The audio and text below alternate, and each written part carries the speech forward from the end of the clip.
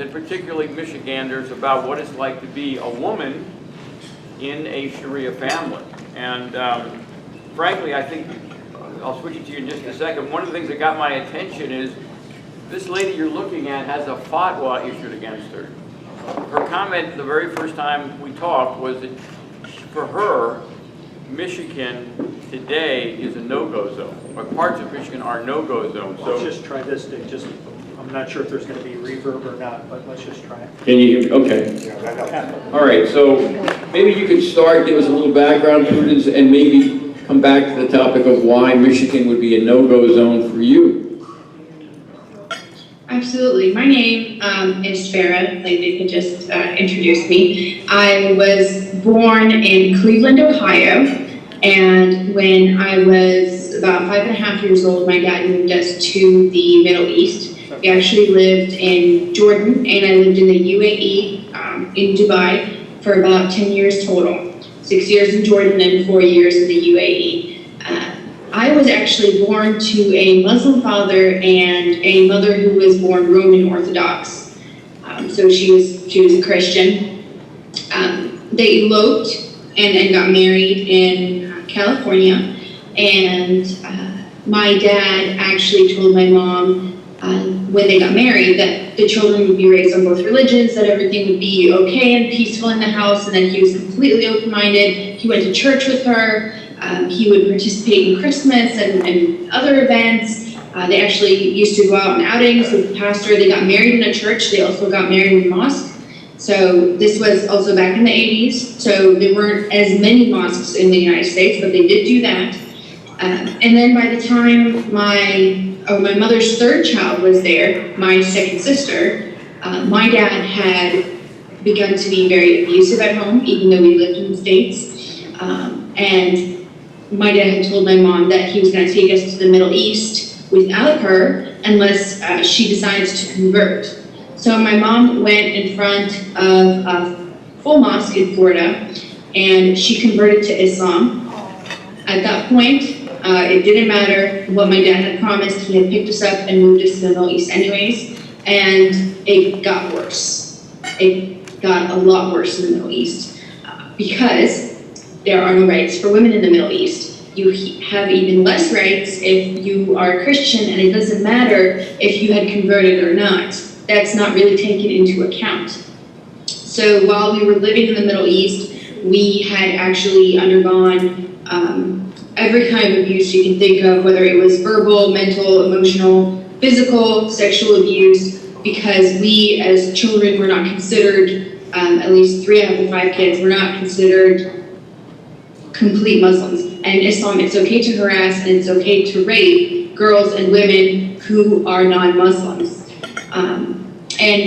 When I was about 16, we actually moved to Canada.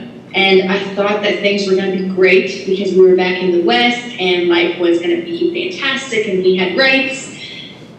And then I found out that it is not that way in the West. That the West has now cowarded and bowed down to Islam. When we went to school, we actually showed classic signs of being abused, bruises, the fear, not really talking about my dad. My mom would go to school and beg them not to call my dad, no matter what happens, just call her. These are all just classic signs of regular domestic violence. None of the officials at the school wanted to say anything because nobody wanted to be called a racist. So I had to call Children's Aid, and even in that, we had a very long and hard way to actually get out from under my dad. Now a little bit of background about my father.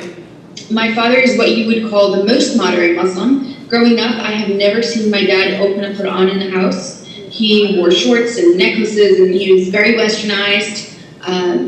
Actually, he never really prayed. When we were in the Middle East, he might go for like the Eid, which is the special occasions. He would go to the mosque, maybe in the Middle East. Once we moved to Canada, he started going to the mosque for every occasion. At the end of Ramadan, there's the Eid, there's a big celebration. So he would go to the mosque. He got into contact with a lot more people, but he was still what you would call moderate Muslim. And well, it turns out when we decided that we were leaving him, he kind of kept Islam as the ace in his pocket, and he went to the mosque in Canada and got a fatwa on myself, my siblings, 4 siblings, and my mother. My mother went back to the church. I eventually became a Christian. It was a long road to that too. But the mosque actually bailed out my dad twice after they put him in jail for a total of $10,000. They put up his bail to get him out because to them, he was a victim of a Western culture.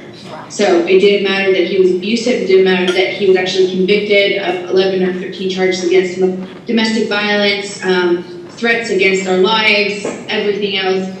That's irrelevant because it's allowed in Islam, and Muslims do not have to abide by the laws of non-Muslim countries. So this is really important. It sounds like, on the one hand, the authorities would not help you because they were too concerned about being called racist or Islamophobes. But it also talks about the power that the imam has over the people who live in Canada or the United States. So they're in the United States, we have our laws, but the imam is more enforcing a law, his law. So this relates to the point that the police are basically not doing their jobs typically when there is crime that is Sharia crime. And it sounds like you've seen that firsthand. It's interesting, you talked about abuse, and it's really more than domestic abuse. It has to do more with an energy associated more with honor abuse. The whole notion that women are property is different than domestic violence, and the police need to look at it differently. And it sounds like that wasn't the case typically. Right, and the difference, there's a very big difference, like you said, between domestic violence and between honor violence. One of the things that's very important to understand is that honor is one of those terms that is not, it cannot be translated over correctly to English from Arabic when you're talking about terms in Islam. This is a theme that is very important to grasp if anybody is trying to understand it or anybody is trying to talk to anybody from that culture. Terms like honor, terms like mercy, terms like lies would not be translated correctly. For example, honor. Honor is not what we would consider honor. We would consider a soldier that would fight for his country honorable. We would consider a woman who would, exceed expectations and help others beyond herself to be an honorable woman, somebody who actually holds true to the words that's coming out of their mouth. They would be truthful and honorable. Now, in Islam, that's a completely different situation. The honor of a Muslim man really lies within the virginity and the obedience of his wife and his daughters, as well as his sisters and his mother. If any of the females go out of line, that is how the man loses his honor. And if he loses his honor, he is going to be shunned out of society, out of the Muslim community, and even if it's just, for example, if you say you have 5 daughters and one of them dishonored you, you can forget about the other 4 daughters getting married. You can forget about anybody ever talking to you again. And you can forget about being part of that society. If you have a business, nobody's going to want to deal with you anymore. So the ramifications of dishonoring your family are massive. And that's something that we need to understand in order to go into these houses and be able to talk to these people. Because there is a fear when a girl or a woman is getting abused, she wants out. Nobody wants to stay within that. However, she also knows that if she dishonors her family, she's potentially putting a quote-unquote curse on the rest of her family. So she needs to save everybody, not just herself. So we have tens of thousands of Sharia families in America. And in Southeast Michigan, we have an overwhelming, relative to the rest of the country, collection of Sharia families. These are people who live in our streets and our blocks and may even be considered our neighbors, yet inside their home, they're living a different life. Can you talk for a moment about the whole notion of being a neighbor with a Muslim family, the whole notion of the quote idea of what a friend is to a Muslim person? Absolutely. So that's another term that does not translate correctly over into English, because we use the term friend very loosely. In the Quran, which is the absolute word of the God of Islam. That is his word verbatim. That's what they believe. He commands us specifically in at least 3 different verses to not befriend non-Muslims. One of the verses is chapter 4, verse 89, and in Arabic it says, وَدُّوا لَوْ تَكْفُرُونَ كَمَا كَفَرُوا فَتَكُونُونَ سَوَاءً فَلَا تَتَّخِذُوا مِنْهُمْ أَوْلِيَاءَ حَتَّى يُهَاجِرُوا فِي سَبِيلِ اللَّهِ فَإِنْ تَوَلُّوا فَخُذُوهُمْ وَاقْتُلُوهُمْ حَيْثُ وَجَدتُّمُوهُمْ وَلَا تَتَّخِذُوا مِنْهُمْ وَلِيًّا وَلَا نَصِيرًا.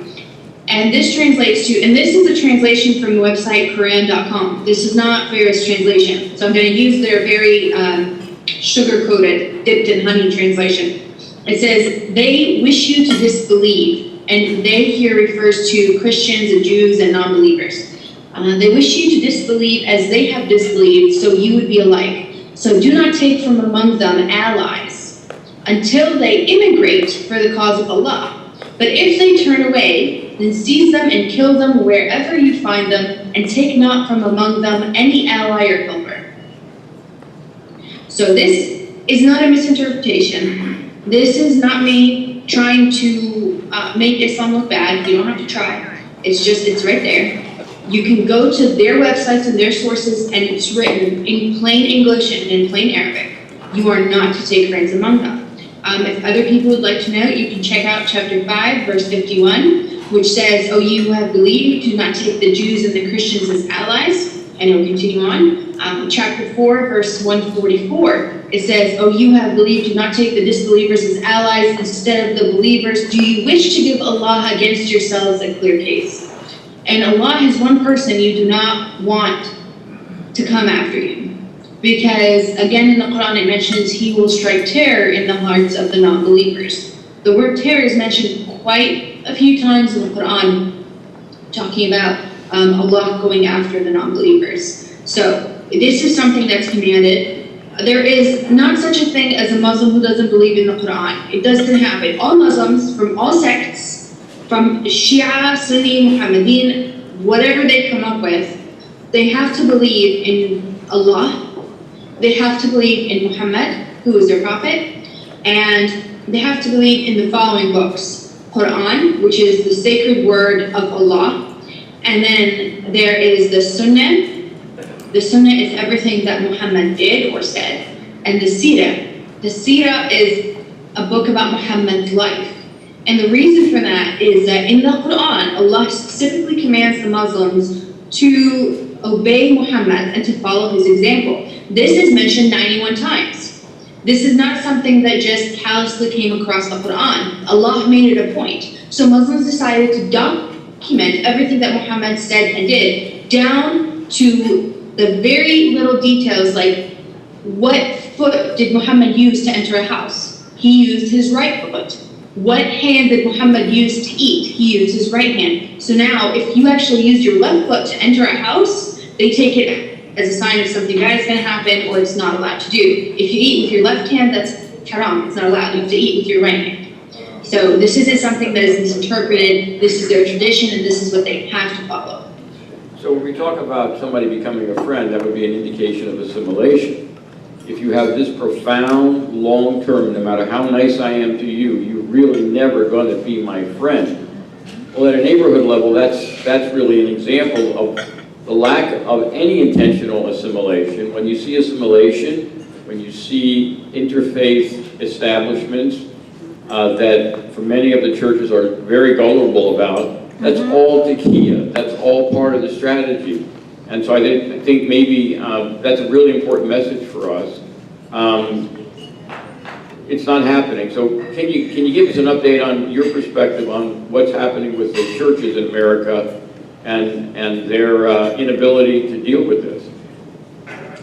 Well, there's a huge problem with the churches and the synagogues in America. You have, for example, today I found out there's actually a group called Jews for Linda Sarsour. Linda Sarsour is one of the activists, quote unquote, who went out for the Women's March, and she actually is trying to push Sharia law within the United States. She's outraged that the United States has 23 states that do not allow Sharia law. I'm outraged that there are any states who allow Sharia law within the United States. And just to be completely clear here, Sharia is the laws of Islam. No, Muslims will come up to you and this is something they'll say. There's no book called Sharia, and they're 100% Correct. There is no book called Sharia. Sharia is a set of laws that is found within the Quran, the Sunnah, and the Seerah. Anything that Muhammad said or did is considered a law. Anything that Allah put down is considered a law. And so that's one thing. When you're talking about the church, the huge lie that was started by Islam and propagated by the rest of the West is that we all serve the same God. So I'm a Christian, so I talk about this a little bit, and we don't. There's no ifs, ands, or buts about it. It's as simple as that. Well, they're all Abrahamic religion. I don't follow Abraham. I don't think any Jew follows Abraham either. You either follow, Moses, or you follow Jesus, or you follow Muhammad. Muhammad is, by the Muslims' studies and by their own scripts, he is the son of Ishmael. Okay, they're the Ishmaelites. So they're completely a different group of people.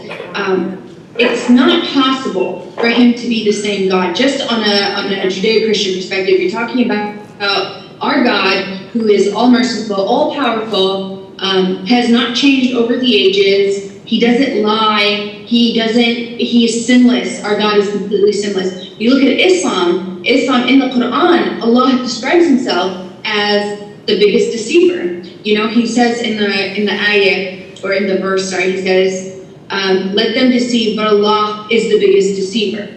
So that's one thing that is a complete shattering of us worshiping the same God. And we're talking about Christians specifically. The Quran has a lot of things that contradict themselves. All you have to do is read it and you'll understand. One of the things is that in the beginning, Muhammad was saying that Jesus did in fact die and was resurrected. You can check out chapter 19, verse 33, where it says, وَسَلَامُ عَلَيْهِ يَوْمَ وُلِدْتُ وَيَوْمَ أَمُوتُ وَيَوْمَ أُبْعَثُ حَيًّا, which says, and peace is on me the day I was born, the day I will die, and the day I was raised alive. So here it talks about the death and the resurrection. Well, later on in chapter 3, verse 55, it talks about Jesus not dying, that he was in fact just taken up to heaven, and that Judah was made to look like Jesus, and they crucified Judah, and then Jesus came back from heaven. Okay? It also, in other parts of the Quran, it calls Mary, the mother of Jesus, as the sister of Moses. So it sounds like somebody's got their stories a little bit mixed up, but I don't like to point fingers. So, I mean, that's my version. So this Somebody else gives is you- reading this- Bible, that's okay too. So we wanted you to get to know this beginning surface of who we're talking to here. This is our new friend Farah. She's conversant in the Quran, she's conversant in Arabic, and she understands the Bible as well. I'd like to go back to the day-to-day living in America. When we see a woman in a hijab, and this is what's happening on my block, in Rochester Hills, in Trader Joe's, and wherever I go. When we see a woman in a hijab, what is the message of the hijab? What does that message mean? And what should we be talking about when we see that? Okay. The hijab is something that I actually wore quite a bit in my life, and I never will again. It's not going to happen for anybody for any reason. The hijab, let's refer to the Quran. It's chapter 24, verse 31, and in English it says, and tell the believing women to lower their gaze and protect their private parts, and not to show off their adornment except only that which is apparent, like both the eyes for necessity to see the way, and this is out of, again, Quran.com, this is not me, and to draw their veils, and it goes into the entire thing of how they're supposed to cover up their bodies, and the reason for it is so that the Muslim men are able to discern, they're able to find out whether this female is Muslim or non-Muslim. So somebody would ask, why would a Muslim man need to know that?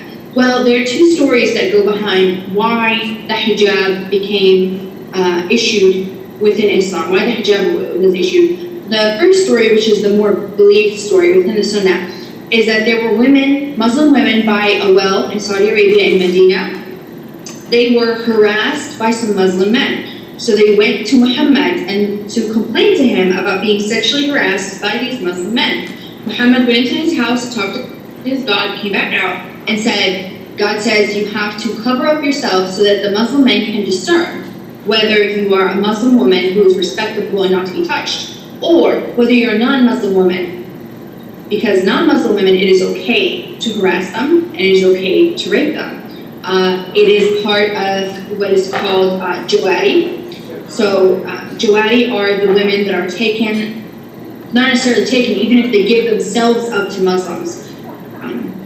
Those are women that they are okay to be raped, they're okay to take them as slaves. Slavery is completely also allowed within Islam. And so when you see a Muslim woman who's wearing a hijab, she's obeying the Sharia, she's obeying Allah, she's obeying Muhammad, and she's saying, hey, I am protected, I am a Muslim woman, you cannot molest me, go ahead and molest her. So this is important, I think, because I think the word rape is understood by people of all backgrounds. Americans do not want the rate of rape in America to increase. So when you, based on what you're telling me, when we see a woman in a hijab, that means she is supporting a system, and people who know her, who are men, understand that a woman who is not covered is, quote, rapeable. Am I right? Yes. So every time we see a woman in a hijab, that means there are men who know her and would suspect that the woman next to her who is not wearing a hijab is, quote, rapeable. Am I correct? Exactly. And in the case of young children, since they're perceived to be property, and down the street there could be a child marriage, if our granddaughters are out and about playing soccer, for example, and are not covered, this is a problem. So am I exaggerating, or is this what you support? No, absolutely not. And listen, this isn't something I'm making up, this isn't something that you're making up. You can look at Europe, look at story after story after story, when they're talking to these rapists, these immigrants, these poor immigrants that are coming in, when they're talking to them, asking them why they did it, they're going after these women and saying, you know, you're a whore, you're a slut, or you're putting yourself out there, it's your fault because you're not dressed correctly. There is actually a commercial in Germany where a blonde woman is wearing some kind of hijab and she talks about how beautiful she feels and how she feels worthy. It is absolute ridiculous propaganda that's going on. And if you check out, I don't know if people are taking notes, but chapter 33 verse 59, you will put on, it says, O prophet, tell your wives and your daughters and the women of the believers to draw their cloaks or veils all over their bodies. This will be better, that they should be known as free, respectable women so as not to be annoyed. Annoyed can also be translated, the Arabic word can also be translated to harassed. Okay, so this is really profound. And like I said, this is just the beginning of what we hope will be an ongoing interaction, because I believe that Farrar is one of a community of people that are ex-Muslims. She is the editor-in-chief of Vox Populi.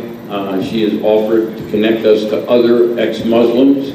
Her mom is obviously in that category and has written a book, Frozen Tears, and other people on Jamie Gosnoff's gang that she associates with. So this is the beginning, we hope, of an ongoing relationship. The purpose of it is to bring to the level of the street and the neighborhood what we're up against, and the fact that we do not have law enforcement that understands Sharia and the implications for criminal behavior. We have time for maybe one or two questions.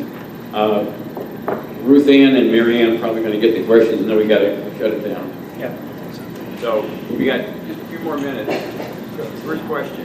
A quick question. Hi, nice to meet you. What is the significance, of any, of a white hijab during Ramadan, or is it just Ramadan? I've been seeing a lot of white hijabs around. And the second question, if I had 30 seconds with a Muslim woman, say in a grocery store, what most effective thing could I say to her? Okay, the first question was about the white hijab during Ramadan. Yes, is there any significance to the color of white during Ramadan on a hijab? related question might be, in addition to aggression around the world, is in fact there additional beatings or greater discipline within the family during Ramadan? Because I've heard. Okay. The white veils during Ramadan could just be a sign of piety, so they don't want to wear the red or the blue or the other colors to get attention to themselves. Notice that within the Quran, the verses that I actually read, it never refers to modesty. Modesty is not the purpose of hijab. So when they're wearing the white hijab, is to try and bring even less attention to themselves. It's not something that's preferred. It's not something that's a law. This is just a personal choice that they're making. And it's going back to being modest. Within Ramadan, the concept of Ramadan is very important. It is a holy month to them. It is a month in which the doors of paradise are open, at which your rewards, because Islam goes under a reward system. If you pray during Ramadan, you actually get more rewards than you do. This is why we see a lot of more terrorist attacks during Ramadan. If you kill yourself during Ramadan for the purpose of Allah, which is jihad, then you get more rewards. And the second question was about what day? Sorry. Well, why don't we skip that second question? We'll have a new question. 30 seconds. Well, if you had 30 seconds with a Muslim lady wearing a hijab, what can you tell her? In America. Or how can you convince her to go to freedom?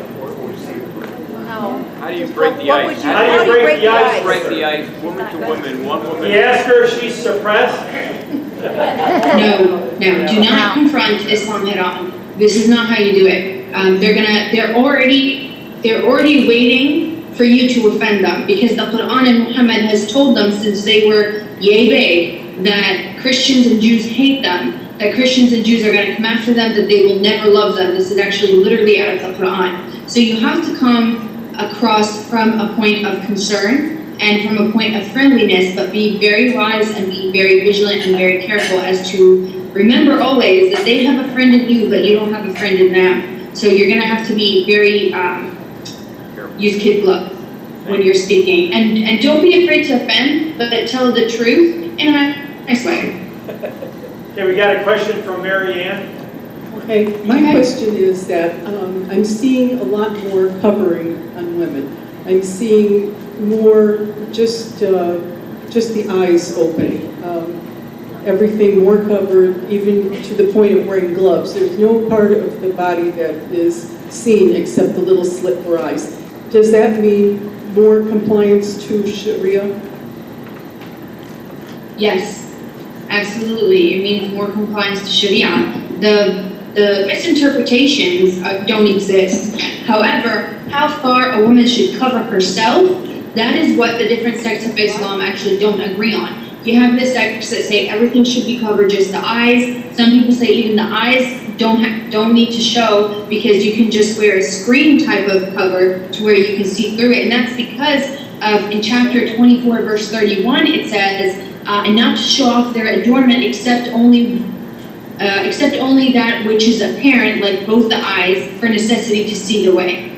So only what you actually need to use. And so a lot of their imams and a lot of their scholars will say, you don't need to show your hands to use them. You can cover them with gloves. And it's just like you said, it's just a nod to say, I'm more compliant to Allah, which also brings more honor to the family. It makes the females more desirable for marriage. And it makes the status of the family higher within the Islamic community.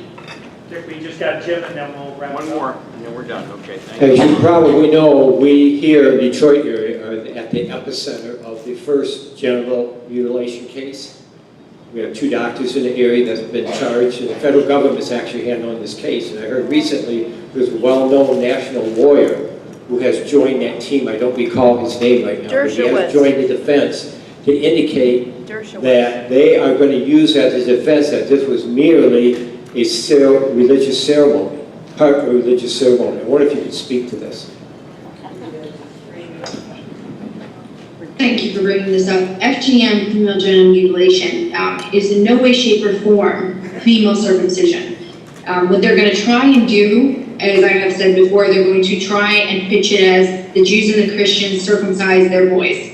The difference between the circumcision of boys and the female genital mutilation of females is massive.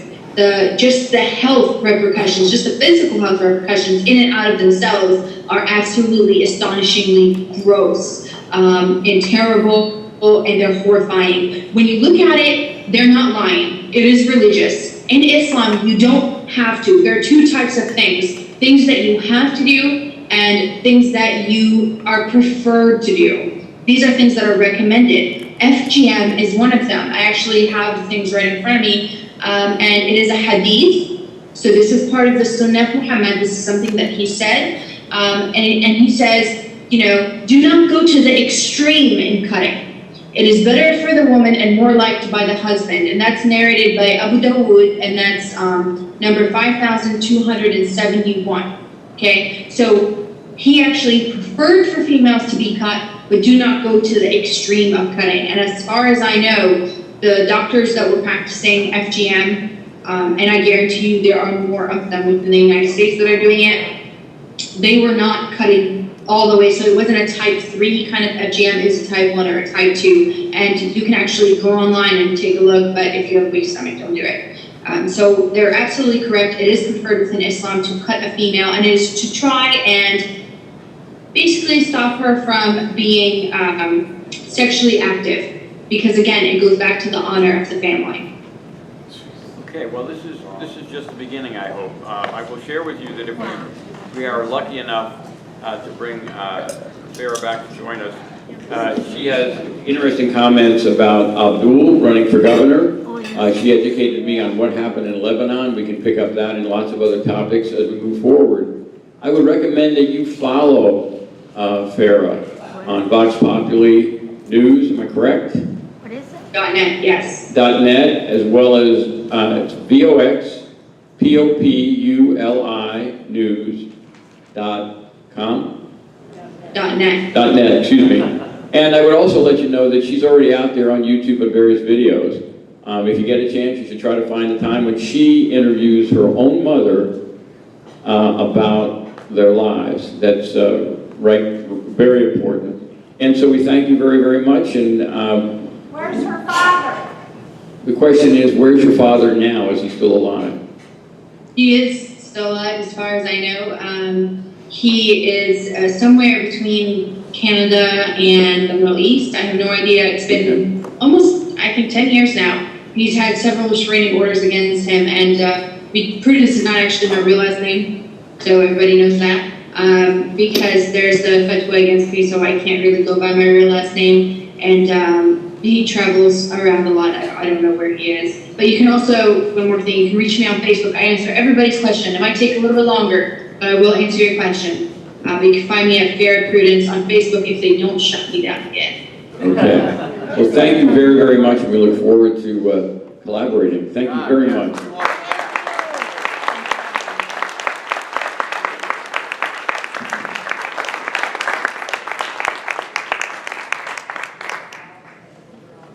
Thank you, Farah. Have a good evening. That was great, Dick.